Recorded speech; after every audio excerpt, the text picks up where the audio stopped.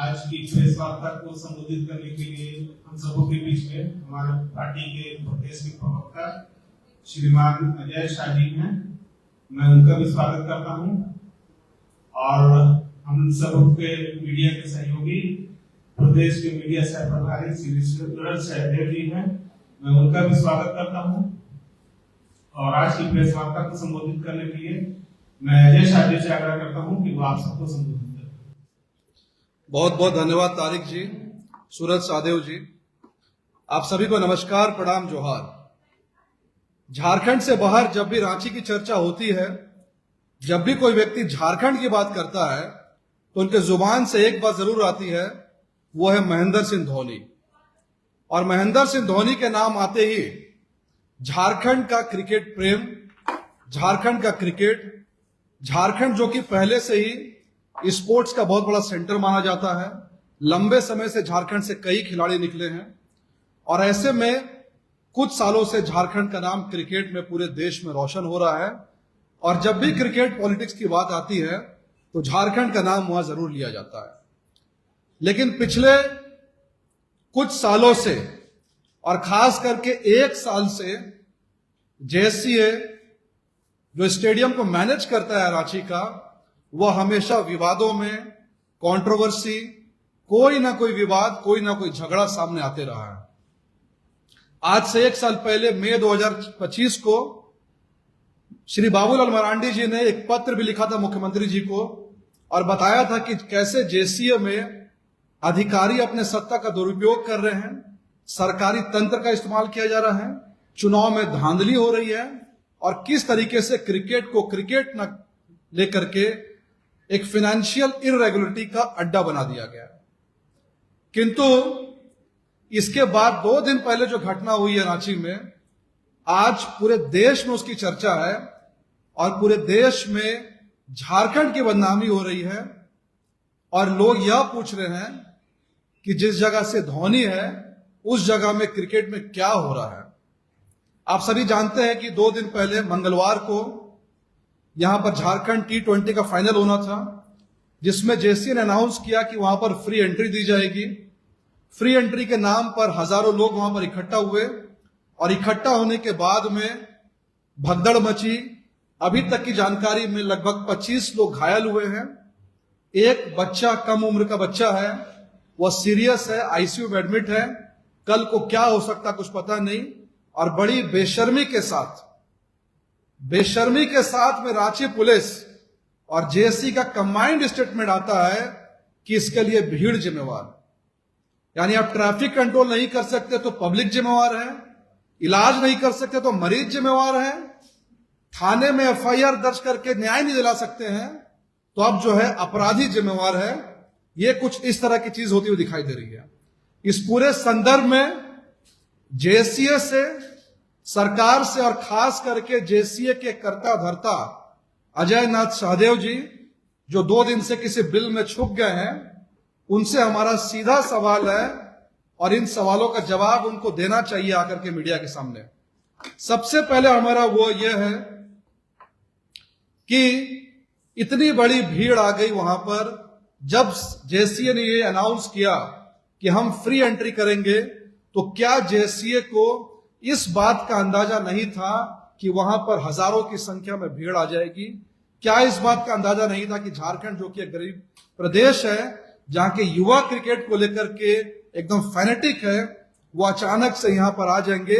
इस भीड़ का अंदाजा, झारखंड का मूड, झारखंड का पल्स जेसीए क्यों समझ नहीं पाया?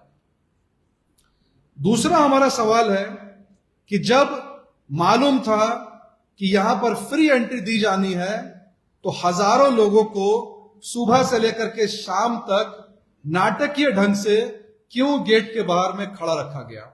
अगर उनका पास चेक नहीं होना है, उनका कुछ स्कैन नहीं होना है, फ्री एंट्री है, तो जैसे ही कोई आया उसको स्टेडियम के अंदर में एंट्री मिलनी चाहिए।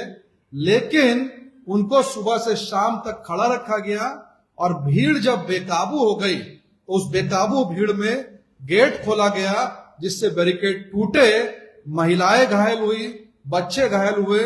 कोई व्यवस्था महिलाओं की अलग से नहीं थी, बच्चों के लिए नहीं थी। यानी कि साफ साफ दिखाई दे रहा है यहां पर मिसमैनेजमेंट के अलावा कुछ भी नहीं है। तीसरा हमारा सवाल है कि अगर आपकी भीड़ बहुत ज्यादा हो गई थी तो इमरजेंसी के लिए आपने और द्वार को क्यों नहीं खोला? मैं मानता हूं कि जनरल एंट्री एक ही गेट से दी जा सकती है, लेकिन इमरजेंसी के केस में खास करके जब किसी की जान जो है वो जा सकती है, तो ऐसे में आपने केवल एक गेट क्यों खोला और सिर्फ एक गेट की एंट्री के कारण में इतनी भगदड़ जो है वहां पर मची है। इसके बाद चौथा सवाल हमारा यह है, मैंने महाराष्ट्र के क्रिकेट स्टेडियम का, अहमदाबाद का, कुछ और स्टेट्स का स्टडी किया। जब भी मैच होता है तो उसमें क्राउड मैनेजमेंट टीम बनाई जाती है जो क्राउड को स्पेशली मैनेज करे, और उसका एक टीम लीडर, हेड इंचार्ज जो बोलिए होता है। परंतु हमारी जानकारी में जेसीए में कोई भी ऐसा क्राउड मैनेजमेंट का टीम जो है वो नहीं था, कोई ऐसा लीडर नहीं था। ऐसा इसलिए क्योंकि जेसीए और श्री अजय नाथ सहदेव जी केवल और केवल वीवीआईपीस की मेहमान नवाजी में लगे रहे। इनको चिंता थी कौन सा आईएएस आएगा, कौन सा आईपीएस आएगा, कौन सा मंत्री आएगा, कहां बैठाना है, कैसे फोटो खिंचाना है। ये पूरा वीवीआईपी कल्चर मैनेजमेंट की आड़ में ये पूरा हादसा हुआ है, क्योंकि अजय नाथ सहदेव जी का पूरा फोकस वीआईपीएस को मैनेज करने में था, ना कि उस गरीब जनता को मैनेज करने में, जो आप जानते थे कि फ्री टिकट की आस में वो आकर के यहां पर भीड़ लगाने वाले हैं। तो हम आपसे कहना चाहते हैं कि अगर ऐसा कोई एसओपी, कोई प्रोटोकॉल, कुछ भी आपने बनाया था मिनट्स माइन्यूट्स क्राउड को मैनेजमेंट करने के लिए, इसकी जानकारी आप सार्वजनिक कीजिए। पांचवा हमारा सवाल है, जब भगदड़ मची तो बच्चे क्या, जवान क्या, कौन किसको कहां ले जाएगा, किसी मेडिकल फैसिलिटी के ऊपर व्यवस्था नहीं थी। कोई राज हॉस्पिटल जा रहा है, कोई सदर जा रहा है, कोई पारस जा रहा है, कोई खुद से जा रहा है, किसी का दोस्त उठा करके जा रहा है। अरे 50,000 का क्राउड जहां पर होगा, इट्स ए कॉमन सेंस कि वहां पर एम्बुलेंस, मेडिकल यूनिट की व्यवस्था होनी चाहिए, किंतु आपको मेडिकल की व्यवस्था नहीं करनी थी, क्योंकि आपका पूरा फोकस जेसीए में वीवीआईपी मैनेजमेंट में आपका जो है वो था। इसके बाद हमारा सवाल है, जहां पर इतनी बड़ी तादाद में संख्या आनी थी, आपने इसकी सूचना SDRF, state disaster response force team को क्यों नहीं दी?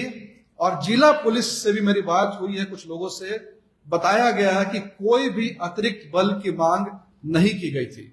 यानी आपने एक भी ऐसा लेटर नहीं लिखा और कहा कि यहां पर इतने हजार की संख्या आ सकती है, अतिरिक्त पुलिस बल चाहिए, ऐसा नहीं लिखा। और तो और अचानक से 40-50 हजार लोग हेलीकॉप्टर से नहीं कूदे, वह सुबह से वहां पर जमा हो रहे थे।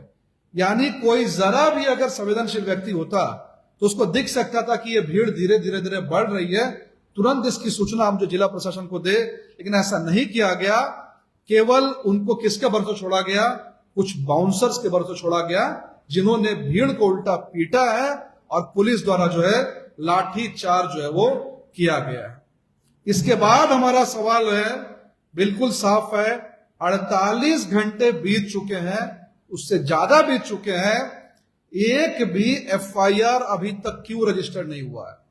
एक भी एफआईआर अटेम्प्ट टू मर्डर या फिर कोई भी असॉल्ट, फिजिकल असॉल्ट, क्राउड का केस, ऐसा एक भी एफआईआर दर्ज क्यों नहीं किया गया है? किन लोगों को बचाने की कोशिश है? या फिर यूं समझा जाए कि जेसीए जो कि वीवीआईपी लोगों का आने जाने, खाने पीने का अड्डा बन चुका है, वहां गरीब आदमी मरे पीसे कुछ हो, किसी को कोई फर्क पड़ने वाला नहीं है। इसके बाद अजय नाथ सहदेव जी से हम पूछना चाहते हैं कि आप किस बिल में छिप करके बैठे हैं? आप बाहर आइए, यू शुड फेस मीडिया। आपने संजय पांडे उपाध्यक्ष के भरोसे पूरे भगदड़ को छोड़ दिया, आप सामने क्यों नहीं आ रहे हैं? यह आपकी रेस्पॉन्सिबिलिटी है, आपको सामने आके इन तमाम चीजों पर जवाब देना चाहिए। अब यहां पर हमारी मांगे जो है, हमारी सबसे पहली मांग है, बेंगलोर में चिन्नप्पा स्वामी स्टेडियम में जब यह हादसा हुआ था, वहां 11 लोग मर गए थे, तो उसके बाद कई एजेंसीज ने जांच की, सीआईडी ने जांच की, बॉम्बे बेंगलुरु म्युनिसिपल कॉर्पोरेशन ने जांच की, हाईकोर्ट ने सुओ मोटो कॉग्निजेंस लिया और जस्टिस जोन के अध्यक्षता में एक जुडिशियल इंक्वायरी कमेटी बैठी इसके बाद हाईकोर्ट ने भी सुओ मोटो कॉग्निजेंस लिया। 48 घंटे बीत गए हैं, एक भी जांच कमेटी क्यों नहीं बैठी? इसलिए हम डिमांड करते हैं कि इसमें एक सिटिंग जज के द्वारा इमीडिएट जुडिशियल इंक्वायरी की जाए कि यहां पर जेसीए के लोग, अजय नाथ साहदेव जी और अन्य लोगों का इसमें क्या भूमिका है। दूसरा, अजय नाथ साहदेव का तत्काल इस्तीफा हो और एफआईआर दर्ज हो, वो जेसीए को मैनेज करने लोगों के ऊपर में तत्काल एफआईआर दर्ज करके जांच जो होनी चाहिए। इसके अलावा हम ये डिमांड करते हैं कि जो घायल हुए हैं, जिनको सिस्टम ने घायल किया है, उसको तुरंत जेसीए 10-10 लाख रुपए का कॉम्पनसेशन दे, क्योंकि इस छोटा नागपुर जो झारखंड का आईपीएल हुआ है, इसमें हमें खबर मिली है कि जेसीए ने केवल इस आईपीएल में 25 करोड़ रुपए जो फंड मोबिलाइज किया था, और इसके पहले जेसीए ने कितने फंड मोबिलाइज किए हैं इसका कोई हिसाब किताब नहीं है।